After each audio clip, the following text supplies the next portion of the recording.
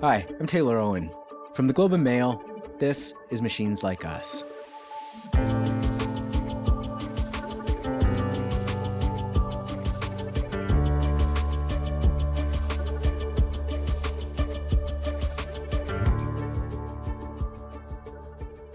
Last year, the venture capitalist Marc Andreesen published a document he called the Techno-Optimist Manifesto.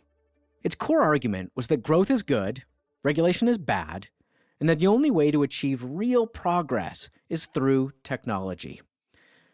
Of course, Silicon Valley has always been driven by an optimistic view of tech. But now people like Andreesen and Elon Musk are pushing it to the extreme. And in their version of techno-optimism, the only thing getting in the way of progress is the government. But if that's the case, then how do you explain someone like Audrey Tang? Up until May of this year, Tang was Taiwan's first Minister of Digital Affairs. And she's incredibly optimistic about the power of technology, whether it's AI or virtual reality.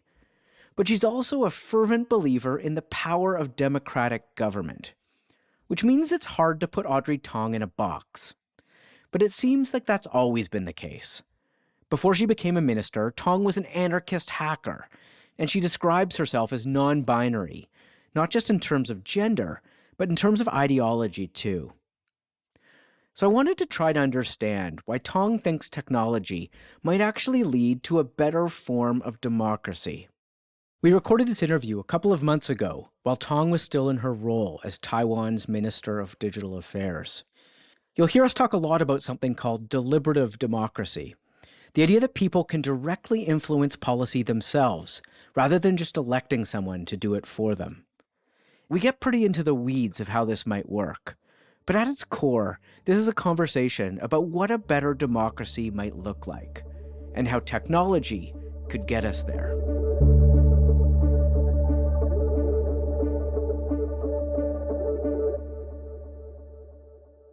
So I think we're actually around the same age, which means we both grew up with a different version of the internet in sort of the early days of the internet. And I'm wondering whether there was a moment where you realized just how powerful that version of the internet was. Oh, certainly. So I got online in 1993 when I was 12 years old.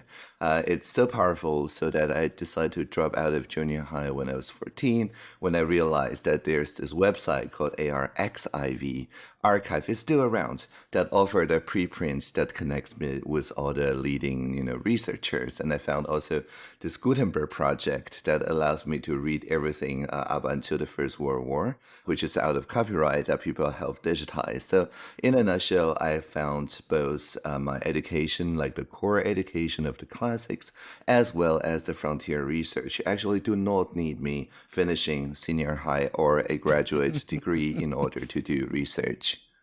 So the other thing that was happening in Taiwan that wasn't happening in Canada is that your democracy really came of age alongside the internet. So can you tell me a bit about that? I mean, when I was born, 81. Also, the year personal computers was born, there was a martial law in Taiwan. The martial law in Taiwan went for 4 decades.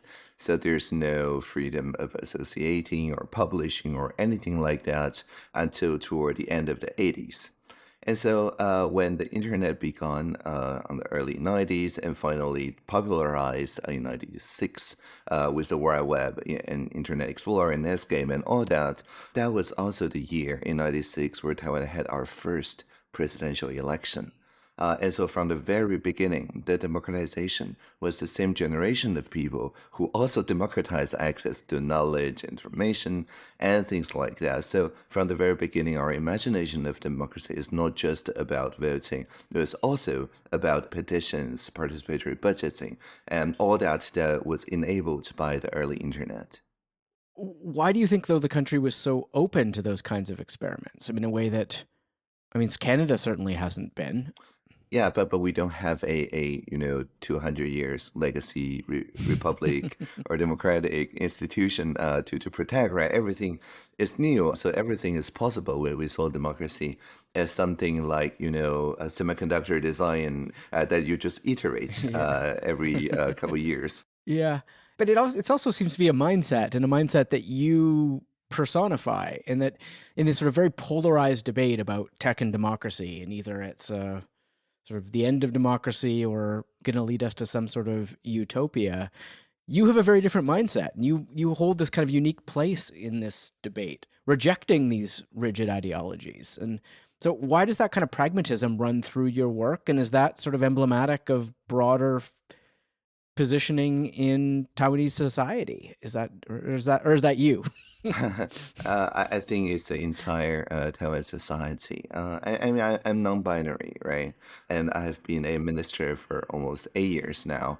But not once did I get questioned or discriminated because of my gender identity.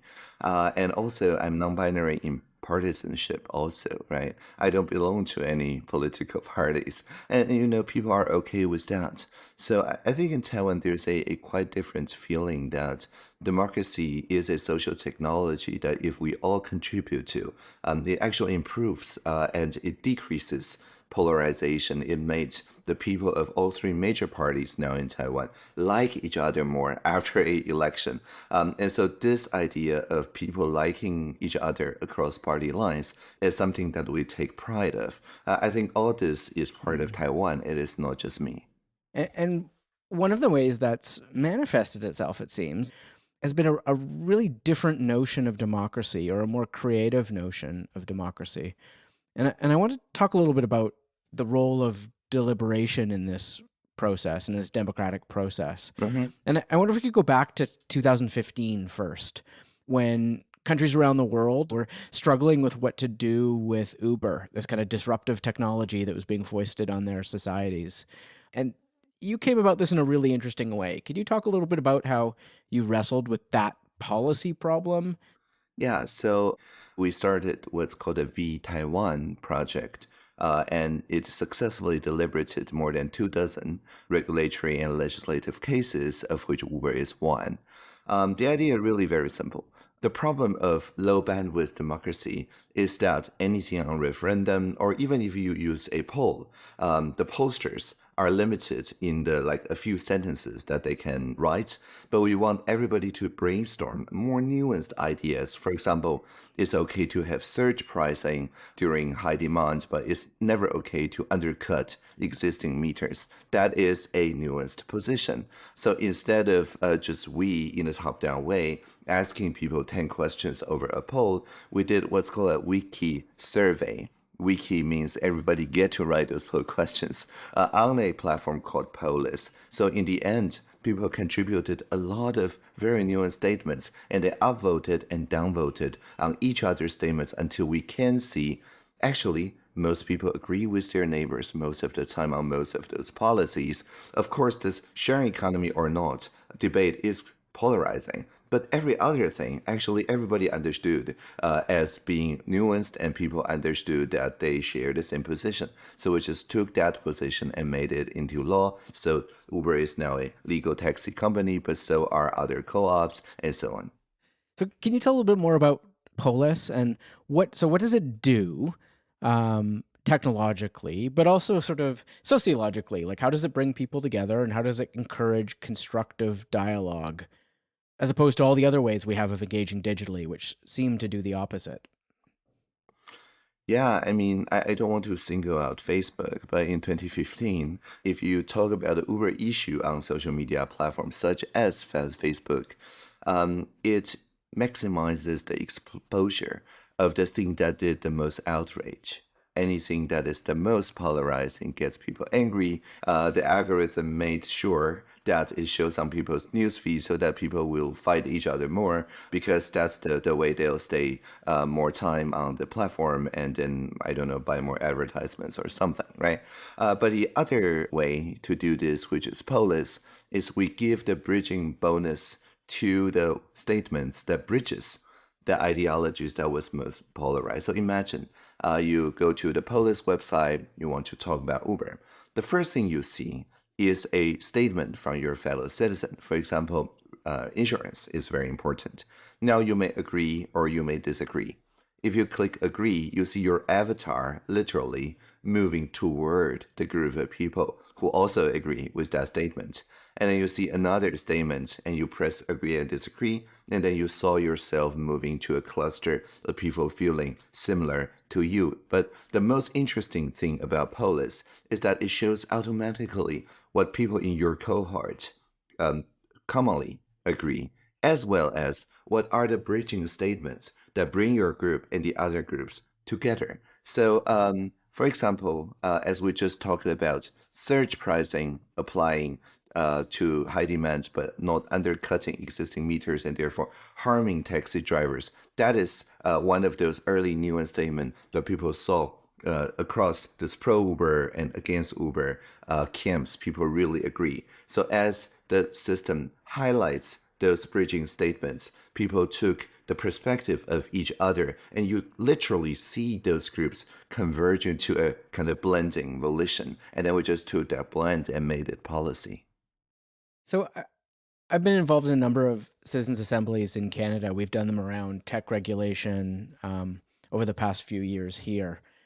And I'm constantly struck by how amazing it is getting 100 citizens in a room together to talk about digital technology. And they come into it thinking they're going to hate each other because they've been having their conversations about the internet on the internet. And then they're in person, and the bridging you talked about that happens through Pol.is actually happens in real time over the period of days in person. And I'm wondering how you see that sort of, how can these tools be used to complement that? Or do you think they can replace it entirely? Like, is Pol.is a replacement for in-person dialogue, or is it? Definitely not. Okay. I suppose in your in-person dialogues, there are professional facilitators, right? Absolutely. Yeah. People who do the kind of conversation focusing, people who build empathy, people who make sure that the bridges are written down. I think what Pol.is did is that before going into this synchronous mode of meeting together and conversation, it allows for a very long, like 3 weeks or more, agenda setting period where people learn about each other's positions quite gradually. But at the end of the day, like in 2015, we still have a in-person multi-stakeholder conversation live stream to be inclusive of people who cannot make it to Taipei. So I would definitely say Pol.is or other asynchronous technology is an agenda setter. It is a cost reducer, but it does not replace a synchronous mode of conversation. I think the idea of assemblies and deliberative democracy are sort of at the core of your latest book, which I really enjoyed, by the way. Thank you. But you go way further than just deliberative process to solve policy conversations. You really see sort of a reimagining of what democratic engagement is, what it means to be a citizen, what it means to engage with governments. And I wonder if you could talk a little bit about how far you extend some of these ideas and how radically do you think democratic societies could be remodeled around some of these technology-driven ideas? Well, I mean, if by radical you mean at the root, like grassroots, then I totally agree, right? We're not abolishing existing institutions. We're making sure that each and every community who wants to try out these tools, they can do so without anyone really setting up the civic assembly. Because the other thing about citizen assembly is that they are expensive. They require professionals to facilitate the process. So you reserve those processes to the actual issues that matter with urgency with the entire society. We just did one, by the way, around information integrity online. Now, in the book, what I argue is that nowadays there's sufficient toolkit of open and free software so that anyone can try this at home without waiting for the government to start such deliberations. So I think with language models, with the advanced internet connection technology, and also empathy technologies that literally put people into each other's shoes, such as this Vision Pro that I have here, with all these things taken together, it means that at a grassroots level, people can do civic assemblies with a fraction of the budget of what we used to have to invest to run citizen assemblies. So you held up a Vision Pro, and I mean, I've worked in the past on immersive journalism using virtual reality, for example, and there's been always lots of claims about empathy and seeing the world through other people's eyes that have kind of gone through these various iterations of this technology. Do you think we're at a different place now? Do you see a future where they will really take hold and have create some real opportunities to connect with others? Definitely. Um, I mean, we were able to deliberate about Uber because people all have the experience of taking a taxi ride, right? Yeah. But for most of the public policy issues, that is not the case. For urban planning, that is not the case. For ecological issues, like saving a river ecosystem, that is not the case. For a lot of things, people entering the discussion have wildly different lived experiences vis-a-vis each other. And I mean, of course, you can randomly choose 1,000 people from your population. You can get 1,000 people into that forest or that river or that urban planning site for a week and so on. But again, those are really, really expensive processes to run. And I see, Vision Pro or other immersive technology just again as time savers and risk reducers to get even more people at scale to have this kind of experience immersively together. And it also helps to them to bring those deliberations back to their family because then you can just put on a headset and relive through this experience.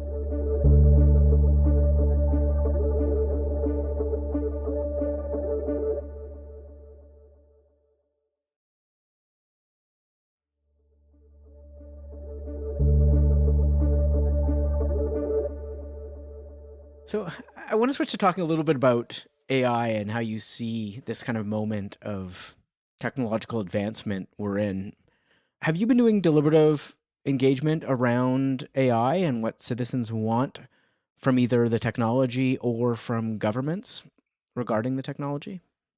Oh yeah, yeah, definitely. Last year, we had a Ideathon, which is like hackathon but with ideas.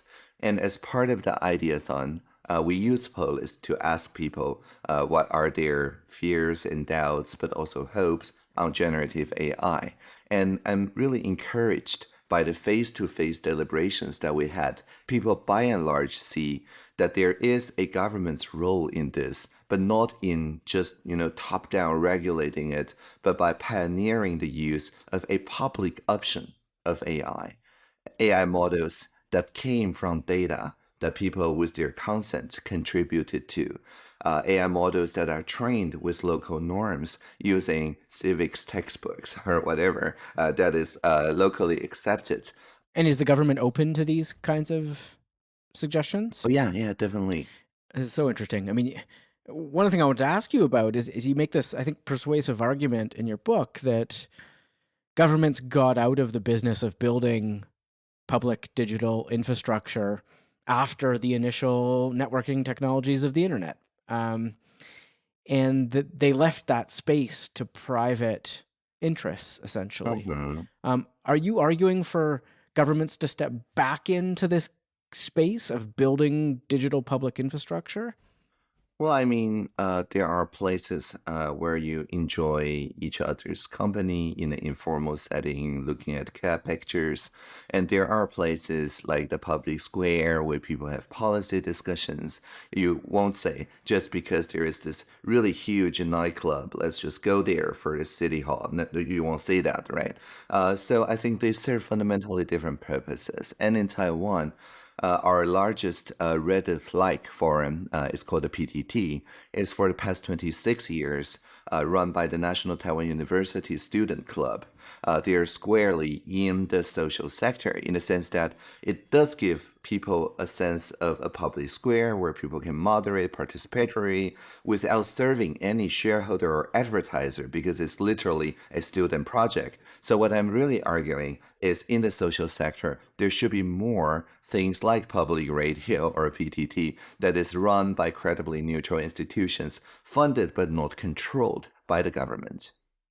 So let's fast forward a little bit, and how do you see this development of AI technology playing out, and like what does this look like, you think, if we harness AI responsibly and if we govern it appropriately and if we invest in these public goods? Concretely, what does that look like to you? Well, then it would look like just like in our phone or in our personal computers, there will be assistive AI personalized to us. For example, I write my email replies using a language model that I tune locally on my MacBook with my own emails. And I frankly speaking don't trust any cloud-based AI companies to do that for me. But fortunately, and very few people know about this, even the most advanced frontier language models fit on a USB stick. You can actually run AI models that are GPT-4 level for your particular use, or even better because it's tuned on your data. So this individual tuning, we already see that. Now, to extend it to community tuning, to extend that to a AI facilitator of your conversations among 4 or 5 people, that can be done in a peer-to-peer fashion without relying on a single huge big corporation to see all our private data in order to figure out the bridges between us and also figure out the cross-cutting conflicts that will get us into a debate without reinforcing our existing partisan ideological divides. All this can be discovered and synthesized by facilitative AI that runs entirely locally or runs in community-owned computing centers. This gets to, I mean, it goes back to the comment you made about some of your deliberations looking at mis and disinformation and sort of political polarization. I worry about that, that if AI could even take us further into these personal silos. If we all have a personal AI in our pocket that is being calibrated by us or people like us, how do we ensure that those are then interacting with each other in a way that serves some sort of public interest? Does that make sense?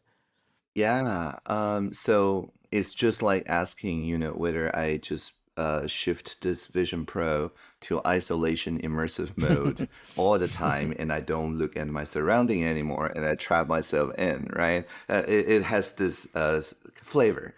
But the fact is, I don't think most Vision Pro users do that. I think what's the most interesting is when it enables people who are very far, like time zones away, to feel like they're in the same room together and they interact interestingly in that same virtual room. By far, this social use of VR is what I used for the past 10 years, and I don't see people trapping into their own silo all the time. Just it's just not very much fun. So that's the first answer. And the second answer is that I think people love to create meanings to their fellow citizens. People who figure out the bridging statement that brought the taxi union and the Uber driver together. There's this huge intrinsic sense of, oh, I'm doing a service to the community by helping to do sense making. Now, this is a very powerful motivation. We see people signing up on jury duty on moderation, on community notes on X.com, right? Not because they get paid or they get free Grok credits or anything like that, but just because they love making sense that brings people who are divided together. You're remarkably positive about community notes. Can you sort of articulate why you think that actually is serving this kind of bridging function in a place that a lot of people think might be sort of getting more and more toxic? Well, I'm biased in this because community nodes is directly influenced by the Pol.is algorithm. So it's like Pol.is for Twitter. But it went further because it is open source. It's not limited to X.com. Anyone can take the community node algorithm and overlay it. So it has this potential to be a collaborative fact-finding process that cuts across different social media platforms. And this is very exciting because from our research in Taiwan, which is, for the past decades, the place most targeted for information manipulation attacks, we found that people build antibody to those disinformation attacks not by reading the fact checks themselves. That almost didn't work. It works to a very small degree. But if people went through the fact checking process themselves, if people went through the citizen assembly deliberation, if people have contributed to community notes, that shields their mind against polarization and information manipulation, because then they've learned to see things like a, investigative journalist.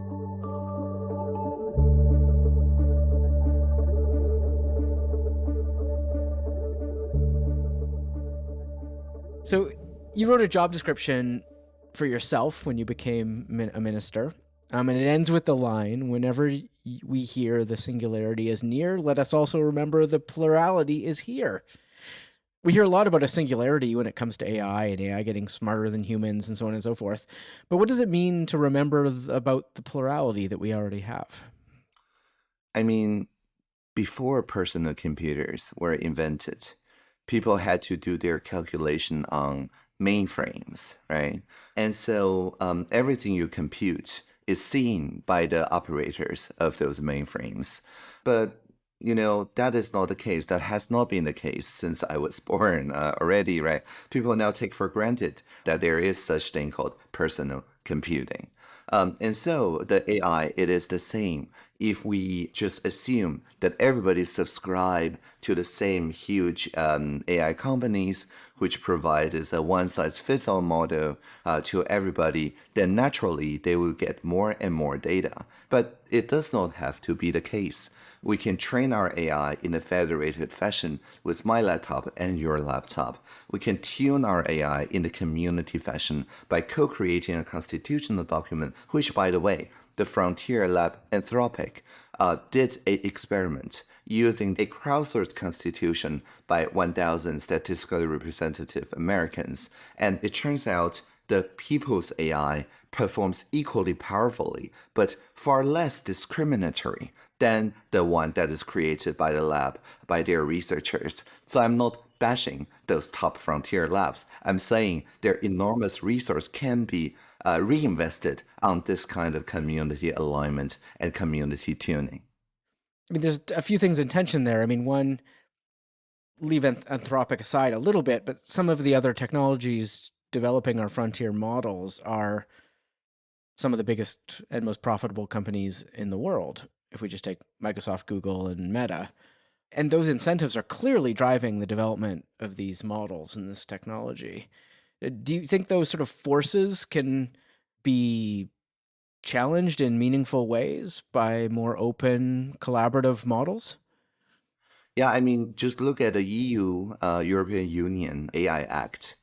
It says if you develop with the community in an open source way, then we do not hold you liable. But as long as you start being proprietary, centralizing these AI functions, then I'm sorry, but you're liable to the downstream effects you cause. Like in Taiwan, if you're a social media company and you do not check for digital signature that this person posting the advertisement is actually a person and not, 10,000 robotic avatars created by the same person, then we're sorry, but if somebody get conned for $1 million, Facebook, you're going to be liable for that $1 million. We are in the middle of that debate in Canada in many ways. We're struggling with how to sort of push back against, in some ways, some of these large technology companies in the way, as you mentioned, Europe and Taiwan have, but also take advantage of this industrial boom that's happening in America right now, or this investment that's happening in the space. And how would you, speaking to Canadians, how would you advise us to navigate that? I think the threat of social sanction is the real counterpower against those huge big tech. I mean, you can do some collective bargaining, as you actually did, right, with your journalism sector. You can do some regulation on compute power maybe.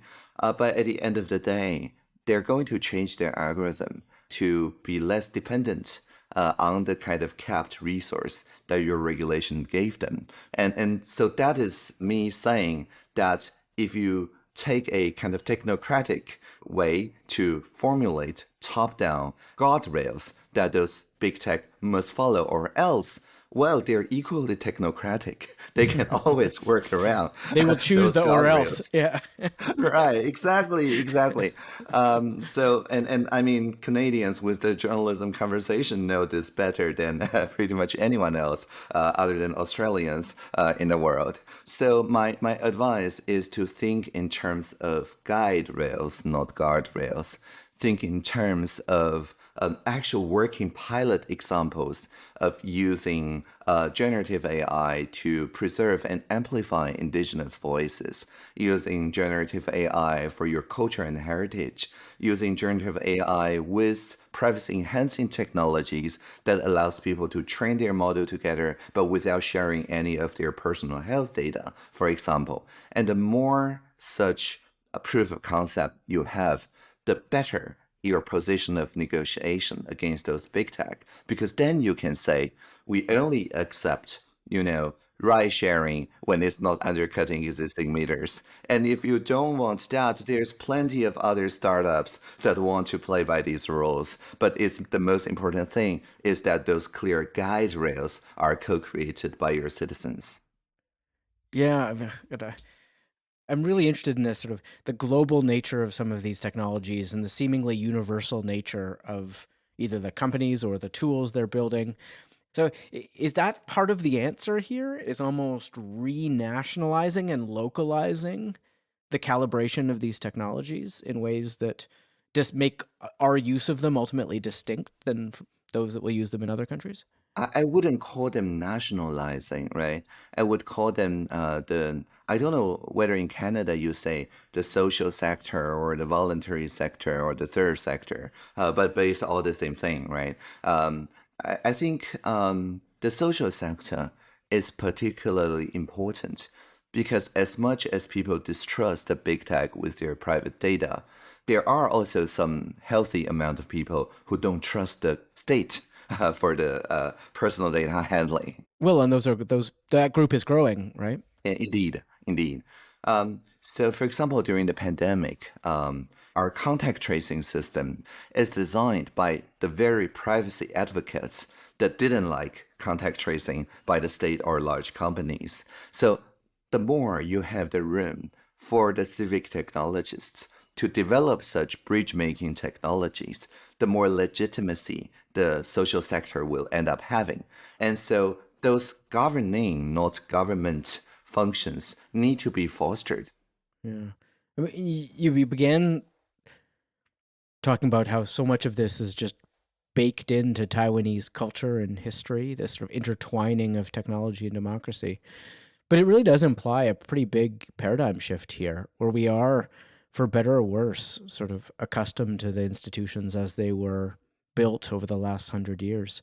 So, how would you urge a society to sort of start to make this transition and start thinking about both technology, but also democratic society in this more decentralized, as you say, way, or just more nuanced way, really? Well, I mean, Taiwan had for decades of martial law. In 2014, when we started bringing Pol.is like technologies, the approval rate of the administration at the time was 9%, right? And people were very polarized. All right, And fair so enough. it's not like we start with the easy mode. We started with the hard mode. So, Yes. so my point being that even amidst rampant polarization, even amidst distrust of any new technology deployed by the state, you can still build meaningful coalition between civil society organizations. And that's where I would urge people to start to plan out your community matters. It's always easier than debating national scale Uber policies. So start small, start community level. And in the book, we have a lot of very concrete toolkit that you can then use to build plurality or collaborative diversity on a very local level. Well, look, I highly recommend people read the book and look for these kinds of examples in it because they're very powerful. And I agree with you that it's through experimentation and through participation that we can change these sort of big structural dynamics. But look, I read that you close many of your meetings and speeches by quoting Leonard Cohen. So as a Canadian and on a Canadian show here, I feel like I need to give you that opportunity. Is there a Leonard Cohen lyric you want to leave us with? We talked about the polarization, the gaps between people's party or ideologies and so on. But in Taiwan, we see conflict as a fuel for co-creation, right?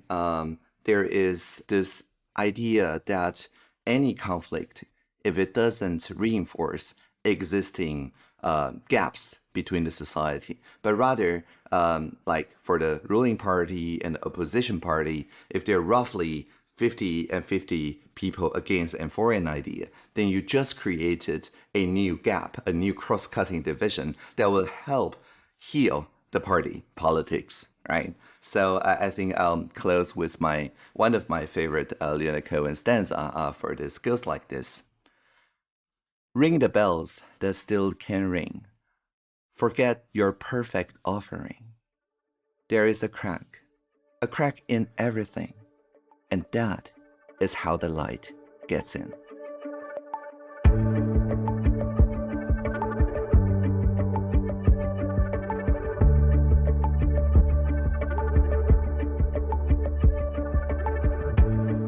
Machines Like Us is produced by Paradigms in collaboration with the Globe and Mail.